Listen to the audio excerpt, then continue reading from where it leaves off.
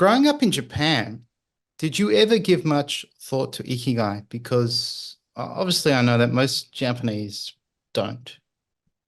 And you are right with the assessment. When I was growing up, I didn't think of it much. I mean, I've been introduced to the word, right, and how it gets used through my conversations with my grandparents. Probably that's the set of people who used it most.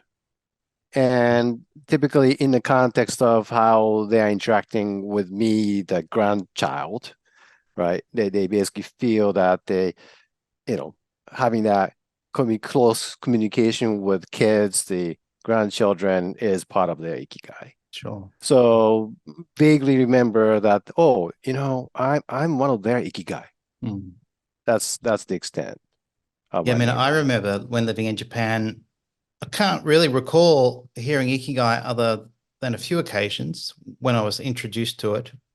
But I remember hearing Yarigai like almost at least Yeah. every week, maybe, potentially every day. So that seems far more common.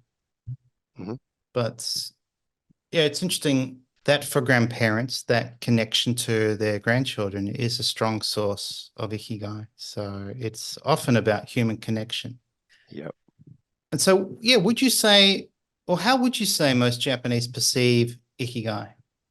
So I think a lot of the folks in Japan would agree. I think you and I both think about this, right? A lot that ikigai is something we feel naturally, and in some cases, I think we stumble upon it. We don't necessarily seek as much. Hmm. Some people do, but I think in general, people don't really look for it. It just they feel on a daily basis, and then maybe at some point they start to realize that, ooh, I may be pursuing my ikigai. Mm. It's interesting because I guess if you're pursuing it or seeking it, it would suggest you don't have it. Hmm. Yeah, that's right. And then if you're not seeking it, yeah, it's obviously something that's part of your life. But I imagine even in that context, most people wouldn't be thinking, oh, this hobby of mine's my ikigai. They'd just be thinking, oh, I really enjoy this hobby, or I really enjoy seeing my grandchildren. Uh, We have more of like a more light-hearted mm, stance towards the word and the concept, and we don't necessarily kind of write it on the wall, right? yeah. And basically try to pursue it every day. Well, you certainly don't put it in the center of a Venn diagram. And so that's my next True. question. What are your thoughts on the Ikigai Venn diagram that's incredibly popular on LinkedIn, which I Yeah. know you're pretty active on? Yeah. So my initial reaction to it wasn't great, right? It was somewhat of a shock and disbelief.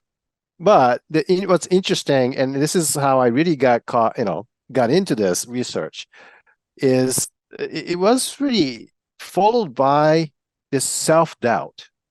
Because as you said, it's so popular. Yeah. So when you search the internet or if you get on LinkedIn and connect with others, everyone is sharing that Venn diagram. And the part of my experience led to, some search, and it just this whole screen is full of them.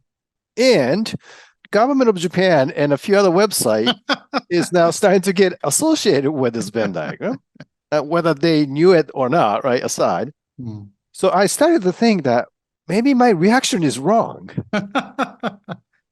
right?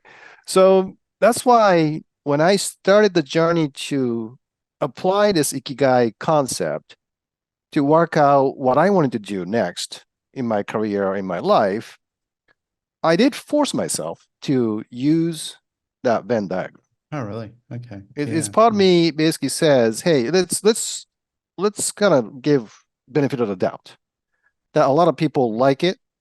So maybe I should start using that. Mm. So that's how I kind of started my research or the journey Yeah. on Ikigai.